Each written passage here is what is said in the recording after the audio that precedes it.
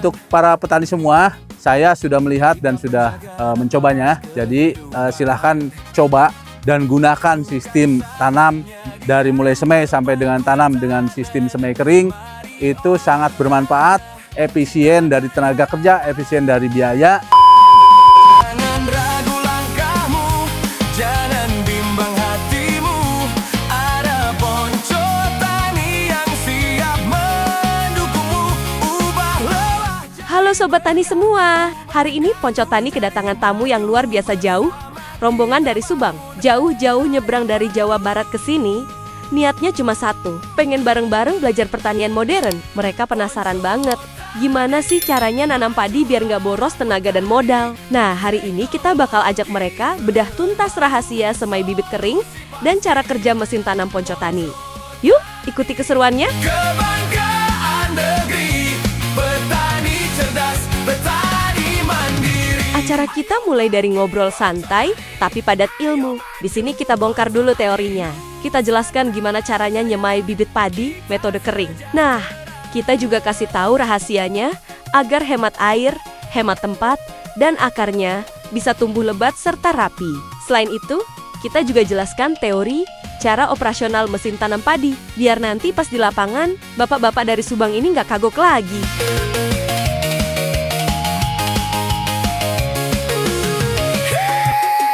Dari awal ya Pak ya. Ini media yang mau disemai. Bisa pakai tray ya, pakai nampan. Itu kemarin saya nanya Pak, tray yang bagus ya Pak, yang berlobang. Itu satu harganya 26.000 Pak. Kalau mesin Ponco Tani jarak 20 berarti pakai yang 20 kali 60 sebanyak 360 tray Pak, 1 hektar. Sudah berapa itu? Kurang lebih 6 juta Pak.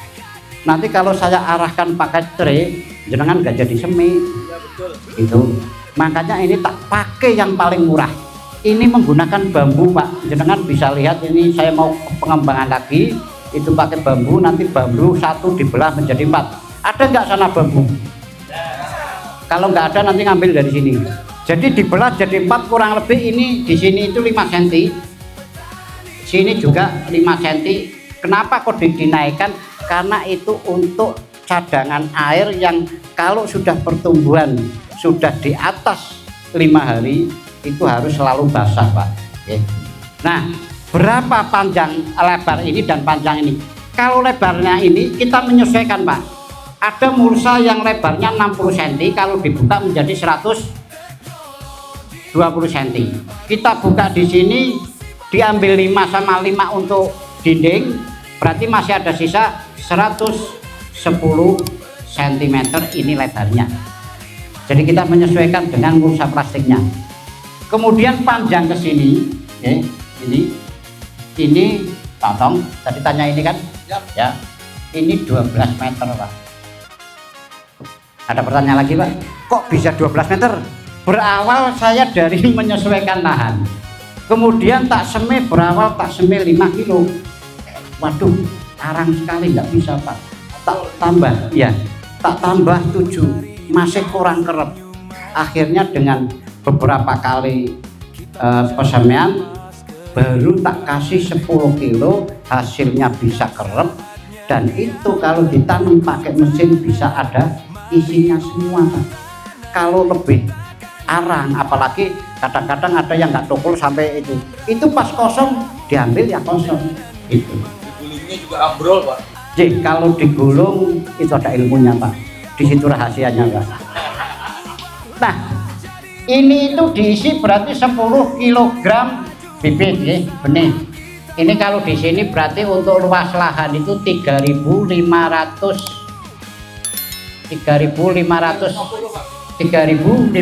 nggih meter. Nek coro sini ku setengah bau Pak untuk luasan tanam. Kemudian media yang dipakai saya sudah berkali-kali uji coba. Yang pertama saya pakai lumpur Pak. Pakai lumpur ternyata repot, awake apa ya, glopot.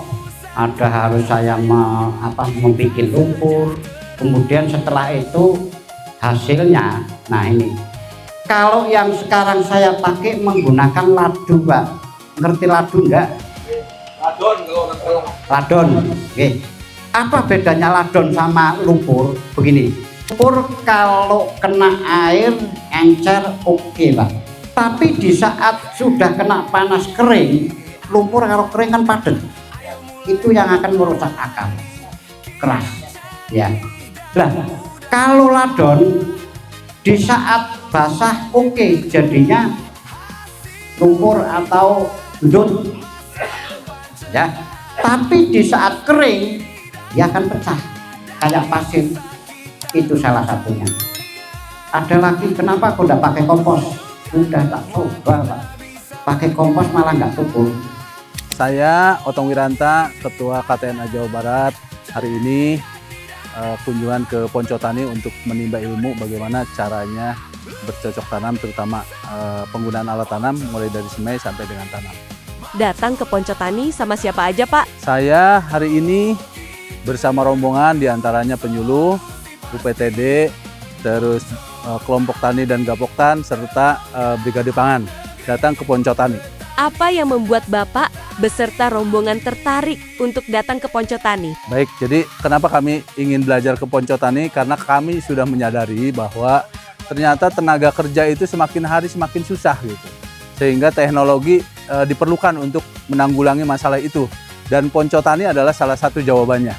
Apakah di daerah Bapak sudah mulai menggunakan pembibitan kering seperti di Poncotani ini, Pak? Di kami selama ini pembibitan itu masih menggunakan pembibitan manual, yaitu pembibitan basah di lokasi sawah, sehingga itu sangat berpengaruh sekali terhadap biaya tenaga kerja, karena tenaga kerja susah, serta pada saat tanam itu ada delay yang seharusnya sudah dilakukan tanam, karena tenaga kerja susah itu akhirnya tanamnya delay. Menurut Bapak, apakah ada efisiensi dari segi biaya maupun tenaga dari sistem pembibitan kering seperti ini, Pak? Ya, setelah kita melihat dan setelah kita coba praktekkan, ternyata dengan semai kering ini sangat efisien, baik dari waktu, tenaga kerja, sehingga dalam perhitungan biaya itu sangat efisien. Kita menghitung awal pakai yang namanya bibit basah, kita untuk membandingkan aja dulu. Oke. Ini nanti kita bandingkan dengan, kita kasih nama aja bibit kering lah. Jadi kering sama basah. Kalau di bibit basah, dalam 1 hektar, kalau di bibit basah kan ada cabut, Pak. Bener nggak ya? Kita menghitung biaya cabut. Di tempat panjenengan 1 hektar biaya cabut berapa? Oke. Cabut plus tanam berapa, Pak? 500, Pak. Ukuran 30. Saya tanyanya sehektar. Ya sehektar. 1.500. 1 hektar itu orang satu itu 150 kali 6 sudah 900, Pak.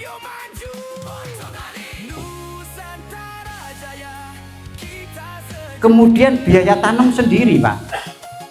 Di sini yang 1 hektar itu jumlahnya 8, kalau yang seperempat itu yang 1.600, itu 8 orang, Pak. 8 orang kali 6, 48 kali 50.000, Pak. Munculnya 2.400.000. Udah ngomong mahal kan, Pak Adun ya.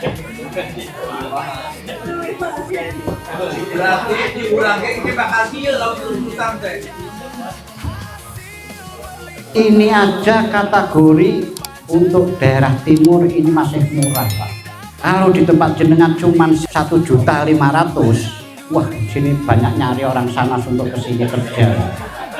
Bener, dalam bibit kering ya, yang 1 hektar ini adanya gulung, Pak, atau potong ya, gulung potong. Ini yang 1 hektar panjenengan tadi lihat ada barisan-barisan ya, Pak. itu yang 1 hektar cukup 3 baris, 3 bedeng, 3 baris. Ini yang 1 hektar. Kalau dikerjakan itu 2 orang cukup 1 jam, Pak. Potong gulung 1 hektar. 3 baris dikerjakan 2 orang hanya 1 jam selesai. Kira-kira 1 jam orang kerja mau dikasih uang berapa? 50.000 lah sih Pak. 20.000 malah. 50, 2 orang 100, kerja 1 jam loh Pak. 50 berdua Pak. Wah kemurahan Pak, kasihan Pak. Ya, katakanlah 50, 2 orang 100.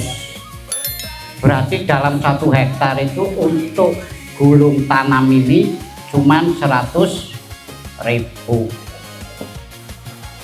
Ini untuk olinya jenengan beli 1 liter itu bisa untuk ngetap 10 kali dan kekuatan ini 30 sampai 50 jam maksimal. Harus diganti olinya karena olinya itu 0,1 liter, berarti 1/10 yang ini ya Pak. Nanti kalau yang nyobakan nih jangan, karena ini dampak kemarin perang, saya kepingin perang nih orang udah bensin free pakai listrik. Nah ini tak buatkan listrik. Kalau yang sudah keluar kemana-mana pakainya ini.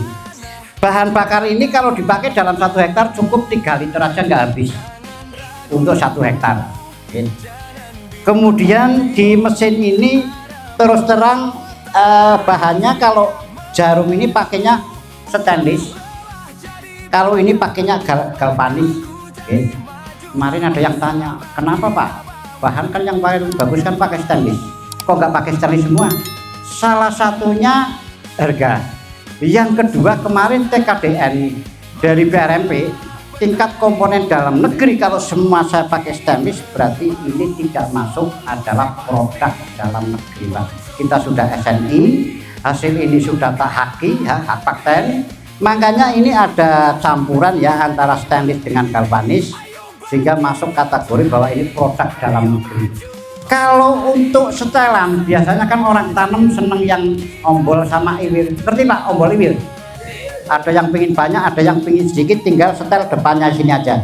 Pingin ombol jarum tinggal diajukan, pingin sedikit tinggal diundur. Kemudian ada setelan juga untuk dalam dan cetaknya, ini tinggal pingin dalam ditambah ke bawah, pingin agak naik ya tinggal dinaikkan. Dan ini bisa dilakukan orang apa laki-laki tok, perempuan juga bisa Pak. Nggak begitu berat lah. Ya Pak, coba Pak. Nah, ini mesinnya mesin matic. Jadi sebelum digas kayak motor ya belum jalan. Kalau digas baru jalan.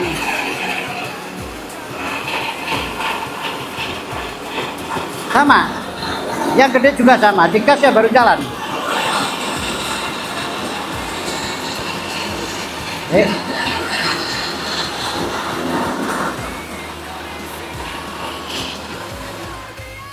Bising Pak, saya ngomong nanti nggak kedengaran. Kita pakai yang elektrik aja. Kalau ini nggak bising.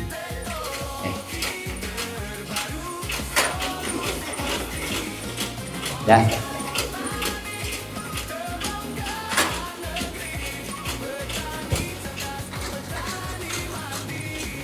Makanya kenapa hasil tanaman bagus dan tidaknya tergantung dari pesemaiannya panjenengan. Kalau pesemaiannya rapet, kaku ya hasilnya bagus, nanti bisa tertantap dengan berdiri. Nah, habis kenyang sama teori, sekarang waktunya tangan kita yang bekerja. Rombongan dari Subang langsung kita ajak praktek bikin bibit kering sendiri. Lihat nih, bapak-bapaknya semangat banget. Di sini mereka belajar kalau kunci suksesnya itu ada di kerapian. Naburnya harus rata, biar nanti pas bibitnya tumbuh dan digulung, nggak ada bagian yang bolong-bolong saat dimasukkan ke dalam mesin tanam. Ternyata setelah dicoba langsung, mereka baru sadar kalau cara ini jauh lebih bersih dan ringkas. Ini dia menu utamanya, Langsung turun ke sawah. Bibit kering yang sudah siap, kita masukkan ke mesin tanam Poncotani. Sekarang, giliran perwakilan dari Subang yang pegang kemudi. Awalnya ada yang ragu, tapi pas mesinnya jalan dan coba lihat, padi tertanam lurus, rapi, dan cepat banget. Bayangkan, sawah seluas ini kalau ditanam manual bisa seharian dan bikin pinggang pegal. Pakai mesin ini, cuma butuh hitungan menit. Petani Subang langsung tersenyum lebar melihat hasilnya. Bukan saatnya diam berpangku tangan. Mari olah tanah, ciptakan harapan. Jangan ragu langkahmu, jangan bimbang hatimu. Ada Poncotani yang siap mendukungmu. Ubah lelah jadi berkah, ubah kaku jadi maju. Bersama kita bangun era yang baru.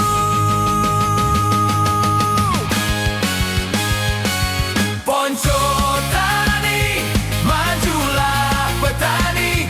Teknologi terbaru, solusi pasti. Poncotani, kebanggaan negeri. Petani cerdas, petani mandiri. Ayo bangkit, Poncotani.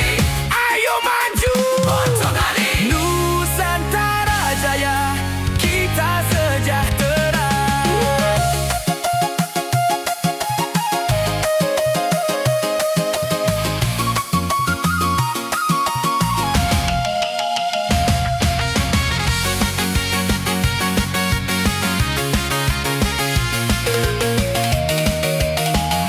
Bagaimana kesan Bapak setelah melihat mesin tanam Poncotani bekerja? Kita dan para petani yang hadir dalam kesempatan ini sangat antusias untuk coba dengan mesin yang diproduksi Poncotani. Kita juga akan beli saat ini untuk dipraktekkan di sana sehingga kita bisa mengenalkan kepada petani di kalangan kami untuk mencoba teknologi Poncotani dalam bercocok tanam. Menurut Bapak, apakah mesin ini dapat dioperasikan di daerah Bapak? Ya, mesinnya dari apa yang kita praktekkan tadi itu bisa applicable di semua kondisi tanah sehingga kita yakin bahwa mesin itu bisa diaplikasikan di daerah kami. Apakah Bapak berencana menerapkan sistem yang ada di Poncotani untuk musim tanam selanjutnya? Ya, kita sekarang lagi menghadapi musim tanam, jadi kita nanti akan coba sebagai contoh juga buat petani-petani di sana dan kita akan terapkan sistem tanam seperti di sini. Apa pesan dari Bapak untuk petani Indonesia yang masih ragu untuk mencoba sistem modern seperti ini? Ya, untuk para petani semua, saya sudah melihat dan sudah mencobanya. Jadi silahkan coba dan gunakan sistem tanam dari mulai semai sampai dengan tanam dengan sistem semai kering. Itu sangat bermanfaat, efisien dari tenaga kerja, efisien dari biaya, sehingga itu sangat mendukung sekali terhadap keinginan pemerintah untuk mendukung swasembada pangan. Hari yang luar biasa. Terima kasih buat sedulur tani dari Subang yang sudah datang dengan semangat belajar yang luar biasa. Semoga oleh-oleh ilmu dari Poncotani ini bisa langsung diterapkan dan membawa berkah buat pertanian di Subang. Buat kalian yang nonton, jangan mau kalah buat terus belajar. Tetap ikuti terus channel Poncotani dan jangan lupa untuk subscribe, like, komen, dan share ke petani lainnya agar tidak ketinggalan info menarik mengenai pertanian modern. Sampai jumpa di konten selanjutnya. Salam satu lumpur, gaspol. Poncotani. Salam satu lumpur.